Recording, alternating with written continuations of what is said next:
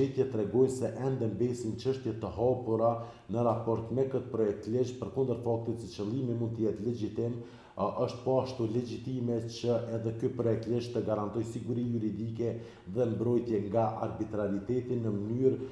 që të jetë një mjet i sundimit të ligjit në fushën e luftimit të pasurisë pa justifikueshme dhe në asnjë rrethon një mjet arbitrar në raport me subjektet që illushtrohen këtij ligji. Fillimisht, Instituti i Kosovës për Drejtësi e vlerëson përparimin e bërë të këtij drafti në raport me draftet paraprakë në kuptim të inkorporimit të gjetjeve të gjykatës kushtetuese. Megjithatë, ende mbesin çështje serioze të hapura, të cilat kërkojnë rishikim të këtij projekt ligji derisa i njëjti duhet të miratohet.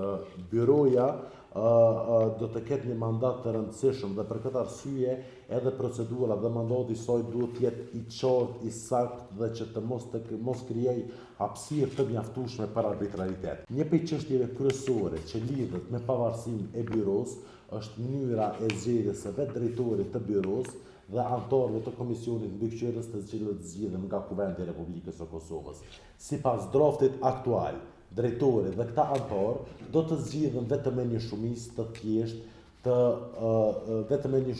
thjeshtë të Kuvendit të Republikës së Kosovës. Pra do të zgjidhen me gjysmën e deputetëve të cilët janë të pranishëm dhe që votojnë. Në këtë kontekst, Instituti i Kosovës për Drejtësi rekomandon që kjo shumicë të ngritet në mënyrë që të garantohet një gjithëpërfshirje më e madhe dhe po ashtu edhe një pavarësi më e madhe në mënyrë që byroja të paktën mos të konceptohet si një instrument i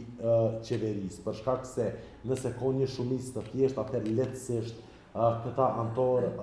drejtori dhe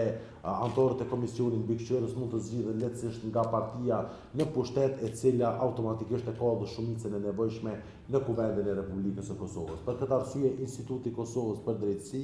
rekomandon që të paktën të kërkohen 61 vota për zgjedhjen e anëtarëve e drejtorit të byros dhe anëtarëve të Komisionit Mbikëqyrës të cilët zgjidhen nga Kuvendi. Kjo